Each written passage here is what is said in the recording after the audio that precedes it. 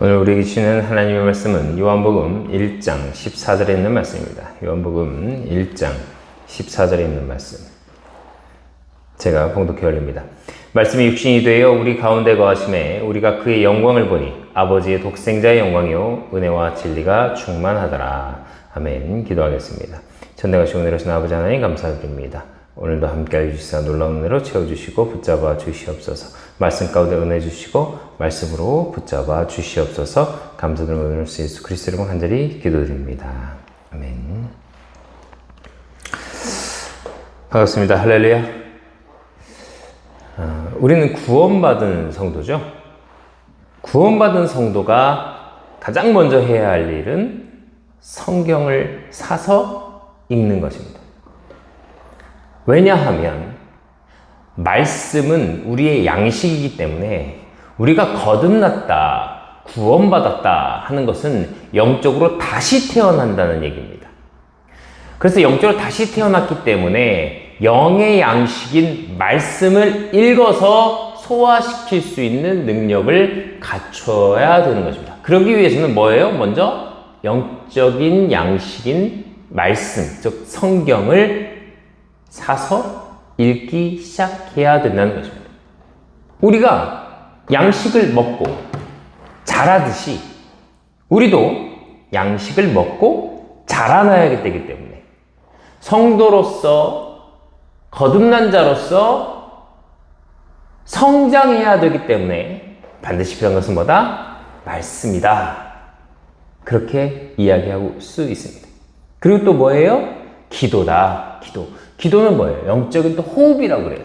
그래서 기도를 쉬는 것은 나의 영의 생명이 죽어가는, 호흡을 하지 못하게 하는 거거든요.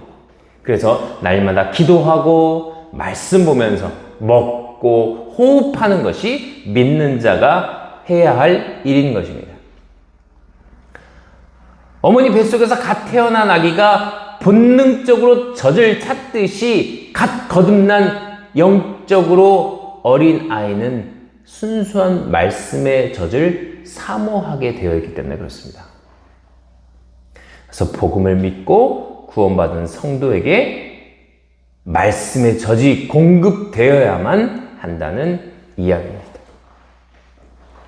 이 성경이 왜 중요하냐? 왜 말씀이 중요하냐? 우리 신앙생활의 기준이 되기 때문에 그렇습니다. 여러분, 하나님께서 세상을 뭘로 창조하셨어요? 말씀으로 창조하셨어요. 그리고 예수님께서 육신으로 오셨다고 할 때 오늘 우리가 읽은 말씀에서 누가 육신이 되었대요? 말씀이 육신이 되었답니다. 그러니까 말씀이 육신이 되셨다는 건 말씀 그 자체가 누구시라는 거예요? 하나님이시라는 거예요. 말씀 자체가 하나님이시기 때문에 이 말씀과 동행하며 이 말씀 안에 살아가야 우리가 하나님과 동행하는 삶, 하나님과 함께하는 삶, 에덴에서의 삶을 회복할 수 있게 되는 것입니다. 성경은 분명히 믿음으로 구원받는다고 증거해요. 영적 생명에 대해서 믿음이 아닌 다른 것으로 구원받는다고 하지 않습니다. 행위로 구원받는다고 하지 않아요.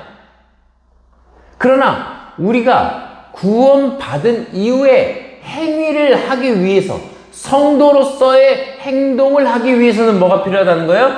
말씀의 역할이 반드시 필요하다. 그 얘기를 하고 있는 것입니다. 오늘날 교회에는 다니지만 거듭나지 못하고 다니는 사람들도 많이 있어요. 오히려 교회 안 다니는 사람 중에 거듭나는 사람도 있을 수 있어요.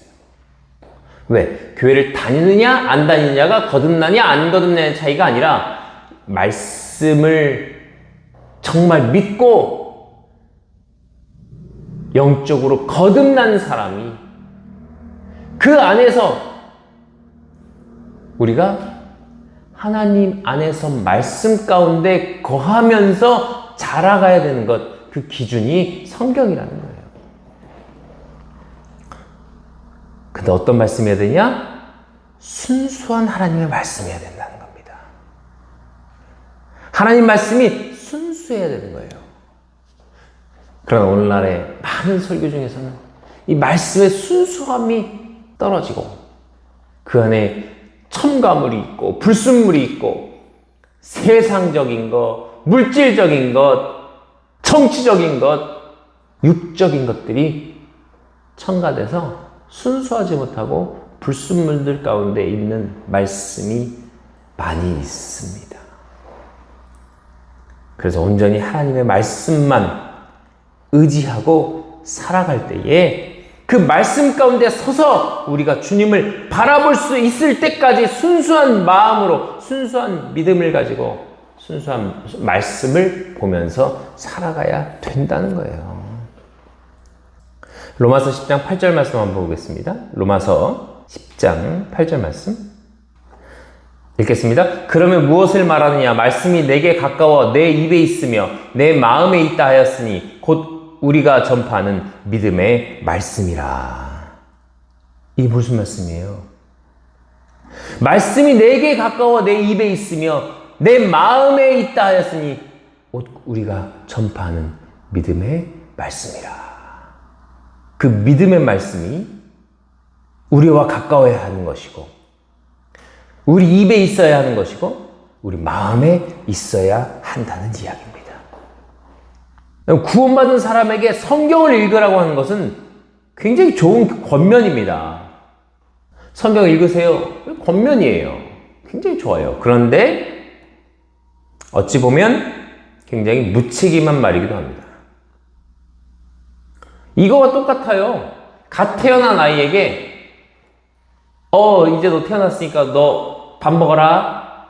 밥 먹어야죠. 걔도 밥 먹고 살아야죠. 근데 뭘 먹여요? 모유를 먹이든지 분유를 먹이잖아요. 왜요? 소화시킬 능력이 안 되니까.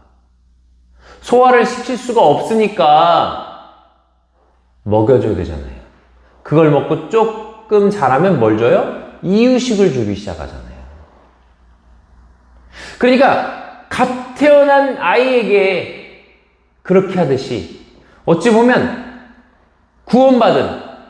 갓 구원받은 신생아와 같은 영적인 아이에게 그냥 성경 사서 읽어라 라고 한다는 건 굉장히 무책임한 말이라는 거예요. 그러니까 뭐예요? 말씀이 어떤 것인지 반드시 설명해 줄 수 있는 좋은 영적인 가이드라인이 있어야 된다는 겁니다. 그래서 교회에 나와서 좀 성장한 영적으로 성장한 사람들의 말씀을 듣고 본인도 자라나가야 한다는 거예요. 그런 것들을 사모하고 나가야 된다는 겁니다. 말씀을 사모하고 말씀을 따라 살아가려고 좀 본능적인 게 나와야 되는 거거든요. 아이가 젖을 본능적으로 찾듯이 그 말씀을 본능적으로 찾으려고 하는 그 믿음의 사람들이 필요하다는 겁니다. 그런데 아까도 이야기했지만 막 분유에 이상한 거 타 들어가 있고 상한 거 들어가 있고 그러면 먹고 탈나잖아요. 그러듯이 순수한 말씀이 아니면 탈날 수가 있습니다.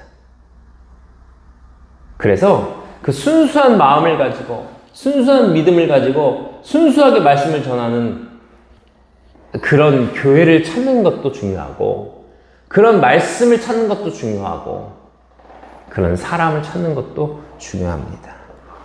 그래서 신천지나 JMS나 이런 곳에서 말씀 듣고 그쪽으로 빠져서 총회장님을 부회사라고 하고 정명섭이를 선생님이라고 하고 장길자를 어머니 하나님이라고 하고 이게 다 오염된 말씀이 들어가서 그런 거예요. 그 사람들도 성경 읽습니다. 성경 봐요. 그런데 그 성경을 순수한 말씀이 아니라 오염된 말씀으로 갖고 있기 때문에 그렇습니다. 진정으로 말씀을 읽고 깨달아야 되는 거예요. 깨달아야 됩니다. 여러분, 성경을 읽어도 잘 모른다고 하는 분들이 있어요. 근데 이거는 무지와 게으름이 아니에요.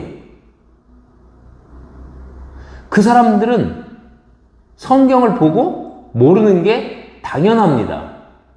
왜? 어린아이니까. 그런데 장성했다고 했는데도 성경을 읽고 모르는 사람들이 있어요. 잘 몰라. 해석도 못하고 이해도 못하고.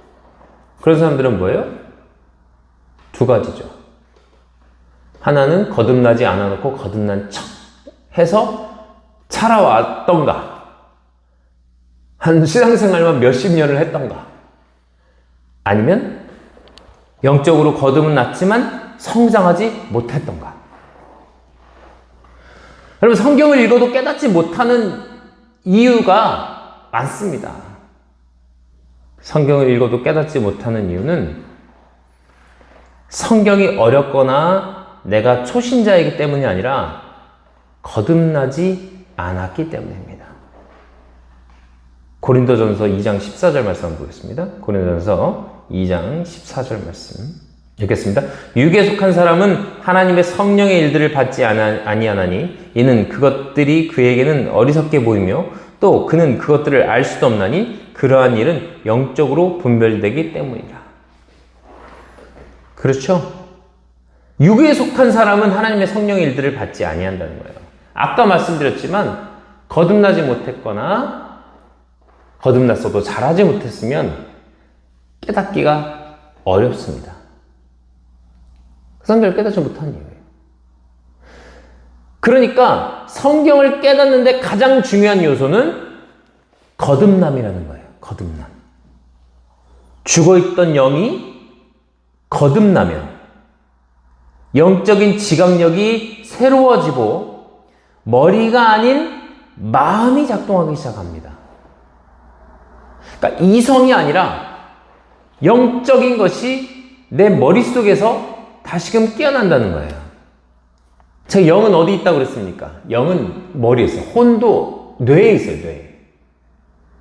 그것을 내가 그 뇌에 있는 마음이 그것을 통해서 작동한다는 겁니다. 마음은 심장에 있는 게 아닙니다. 뭐 위에 있는 위장에 있는 게 아니에요. 뭐 12지장에 있는 게 아니에요. 마음은 뇌에 있는 거예요. 내 혼도 뇌에 머무는 거예요. 영적으로 거듭난 사람은 이 뇌를 통해서 그 뇌에서 역사가 일어나는 겁니다. 내 마음에 모신다 할 때 영이 내 안에, 내 마음 가운데 거한다고 할 때에 그것도 뇌에 거하시는 거예요. 왜? 나를 조종하는 건 뭐예요? 손을 올려라. 누가 명령하는 거예요? 뇌가 명령하는 거예요. 다리를 올려라. 누가 명령하는 거예요? 뇌가 명령하는 거예요. 심장이 명령하는 게 아니에요. 심장은 펌프예요. 펌프.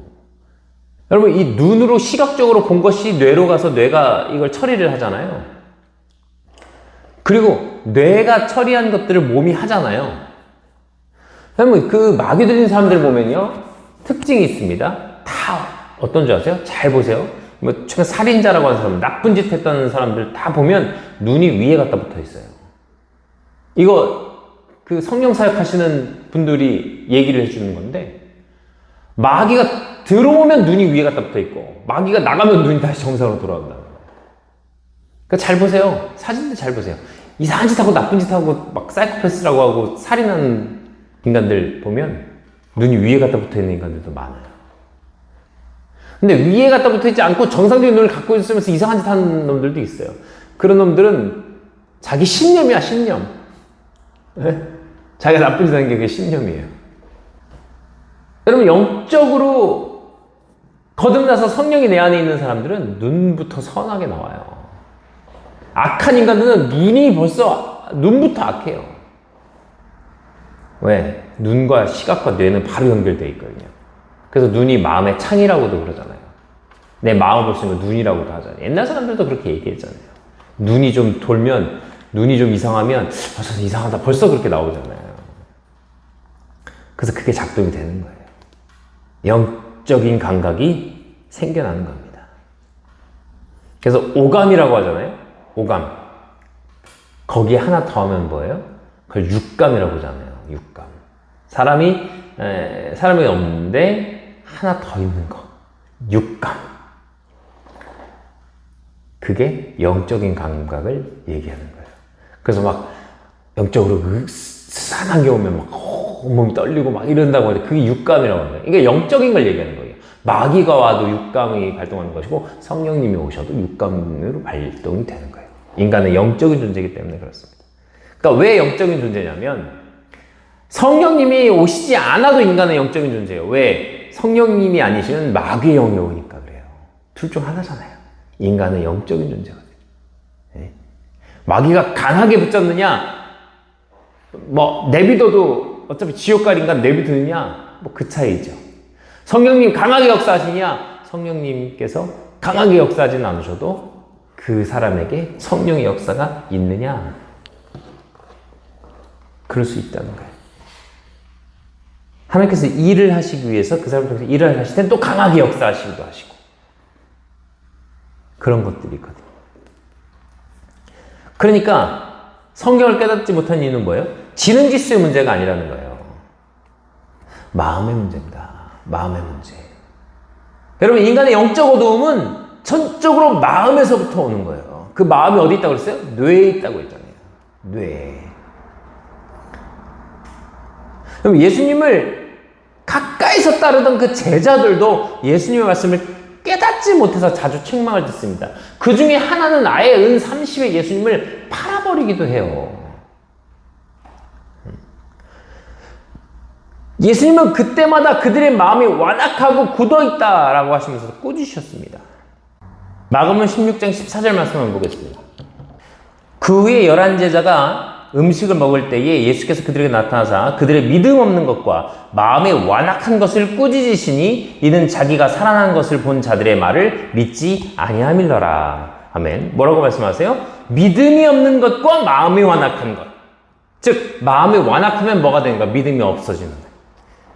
믿음이 없는 것과 마음이 완악한 것. 마음이 완악해지고 믿음이 없고 믿음이 없으니까 또 마음이 완악해지고 그래서 성경을 깨닫지 못하는 거예요. 예수님 부활하셨다는 말을 지금 깨닫지 못하고 믿지 못해가지고 예수님께서 이렇게 책망하시는 거예요. 이들은 아직 성령 세례 받기 이전이거든요. 예수님께서 승천하시기 전에 부활은 하셨는데 승천하시기 전에 이들이 그걸 믿지 못하는 거예요. 제자들인데도. 그러니까 예수님의 그 은혜가, 예수님의 그 역사가 우리 마음 가운데 오셔서 우리를 변화시키시고 우리의 혼을 휘집어 놓으시고 뒤집어 놓으셔야 우리가 영적으로 거듭난 사람으로서 주님 앞에 나아갈 수 있게 된다는 거예요. 그래서 예수님께서 살아나신 것을 믿는 것도 믿음이 있어야 되는 것이고 마음이 완악하지 않아야 되는 것이고 영적으로 거듭나야 한다는 거예요. 그러니까 마음의 문제라는 거예요. 마음의 문제. 지능의 문제가 아니라는 겁니다. 날마다 말씀을 보면서 은혜 받고 살아가시는 성도들 되시길 바랍니다. 날마다 성장하여서 말씀을 더 깊이 깨닫는 우리 성도들 되시기를 간절히 소망합니다. 기도하겠습니다.